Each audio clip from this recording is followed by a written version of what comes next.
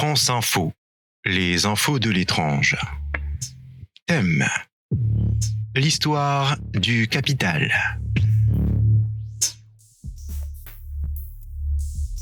Épisode 1. Rome, ou la naissance du temps compté. L'Empire, où la conquête devint une comptabilité.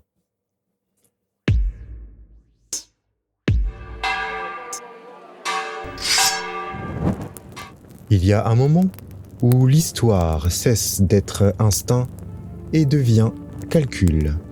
Ce moment, c'est Rome. Dans le sable et le sang, les Romains ont bâti plus qu'un empire. Ils ont inventé une manière d'exister, celle où le monde ne vaut que ce qu'il peut être mesuré. Rome introduit une rupture dans la conscience humaine. La mesure devient un principe d'ordre supérieur, presque divin. Le sacré, autrefois vécu comme une force immanente, est transféré dans la forme du chiffre. Le calcul devient une théologie.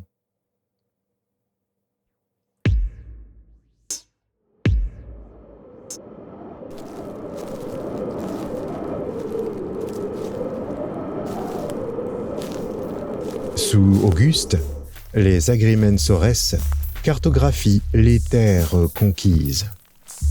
Le cadastre naît. Chaque champ, chaque olivier, chaque route devient un bien mesurable. Le monde devient une grille. C'est la première fois dans l'histoire que le sol n'est plus sacré, mais propriété. L'espace n'est plus lieu de vie, c'est un capital dormant. Cadastre augustéen vers -27 détermine le recensement systématique des terres italiennes de l'époque et provinciales.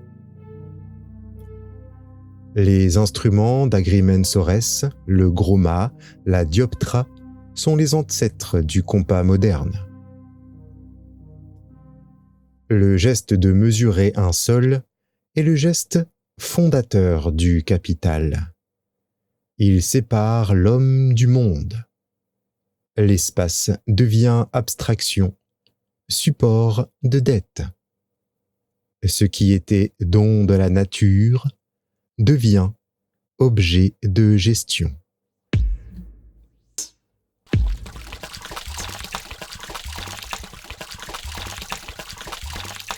Jules César, en -46, réforme le calendrier. Le ciel devient instrument d'ordre civil. Les saisons, jadis rythme du vivant, deviennent calendrier fiscal. Le temps est capturé, rationalisé. Le calendrier julien, en 46 avant Jésus-Christ, met en place les 365 jours fixes, les 12 mois réguliers et l'année bissextile. Cela permet à l'Empire de synchroniser les impôts, les campagnes et les constructions. C'est la première domestication du temps. La nature n'impose plus son tempo, c'est la loi qui bat la mesure.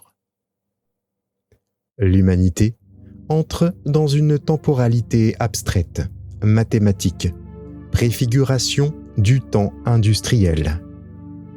Le capital naît ici. Le temps devient convertible en valeur.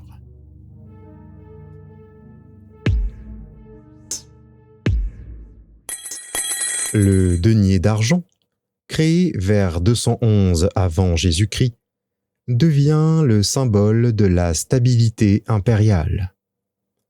Sur chaque face, l'empereur. Sur chaque revers, Rome éternelle. Vespasien taxe même l'urine. Interrogé par son fils, il répond « L'argent n'a pas d'odeur ». Le capital découvre sa vérité.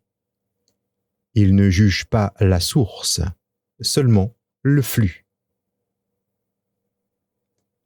C'est le passage du sacré de la matière au culte du signe. L'or n'est plus sacré pour ce qu'il est, mais pour ce qu'il représente. Le capital devient métaphysique. Il transcende la matière, il vit dans la circulation. Il annonce le règne du symbolique pur, celui de la finance moderne.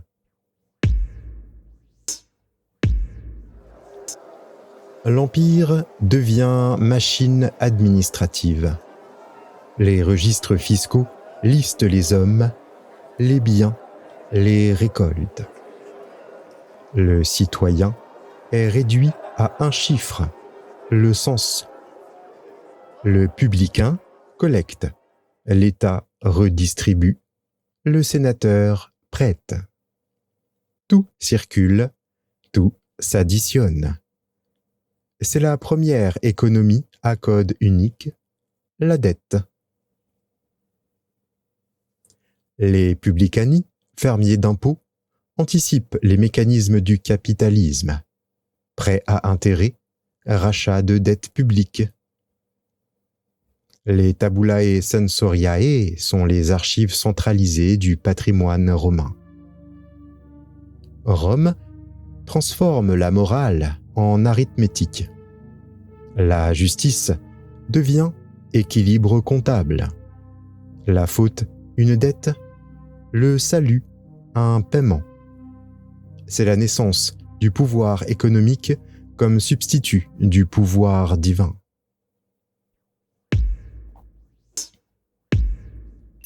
Sénèque l'avait compris. Nous avons conquis le monde, mais perdu le sens. Les dieux sont devenus fonctionnaires, les sacrifices formulaires. L'Empire a remplacé la foi par la procédure. Le culte impérial instauré sous Auguste est un culte de la Roma Aeterna qui remplace les dieux vivants. Les prêtres deviennent gestionnaires de temples et percepteurs. Le monde romain ne croit plus au mystère. Le sacré n'est plus transcendant. Il est intégré dans le protocole. C'est la première désacralisation du réel, ce que Max Weber nommera le désenchantement du monde. Le capitalisme reprendra ce vide, produire du sens par la forme, plus par la foi.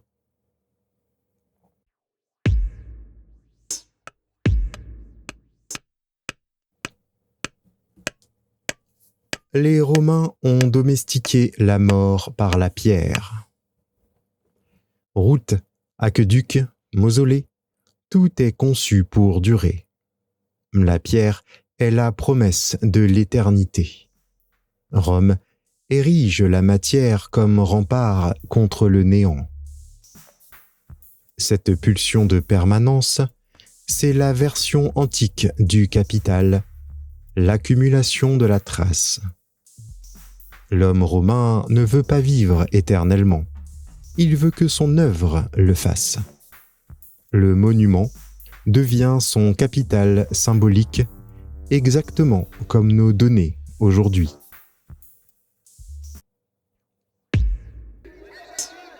Mais derrière le marbre, la fissure. Le denier se dévalue, les terres se concentrent, les esclaves se révoltent.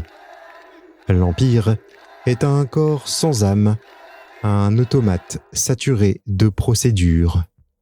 Quand tout se compte, plus rien ne se relie. Rome tombe, non pas par manque de puissance, mais par excès de rationalité. Pour exemple, les dévaluations successives du denier, du 1er au 3e siècle, les crises agraires dues à la concentration foncière, les latifundia, les révoltes serviles, Spartacus de -73 à -71 avant Jésus-Christ.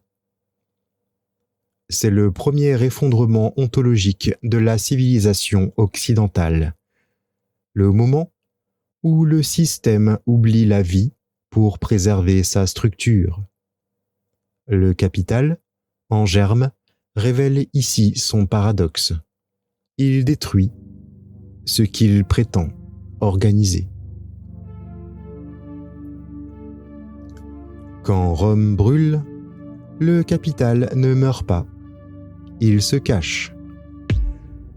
L'esclave devient colon, attaché à la terre.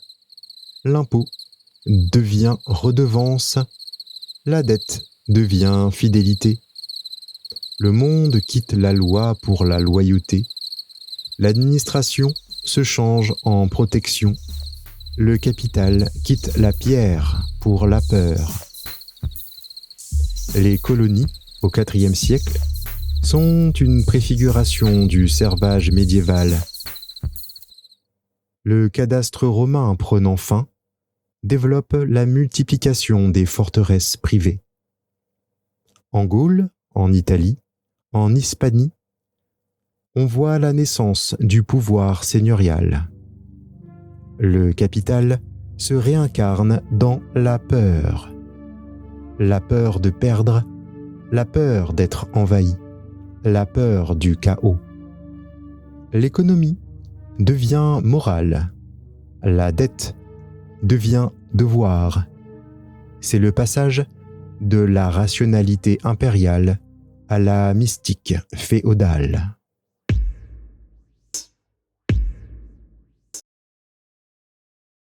Rome n'a pas inventé le capitalisme. Elle a inventé la pensée qui le rend possible, celle où tout peut être mesuré, donc échangé.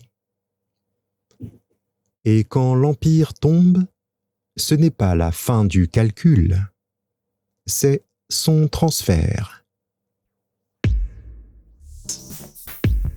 Dans le prochain épisode, la seigneurie et la peur, nous verrons comment le capital apprend à gouverner les âmes. Merci d'avoir écouté ce podcast. Je vous invite à montrer votre sollicitude en cliquant sur les pouces et en vous abonnant. Je vous donne rendez-vous au prochain épisode.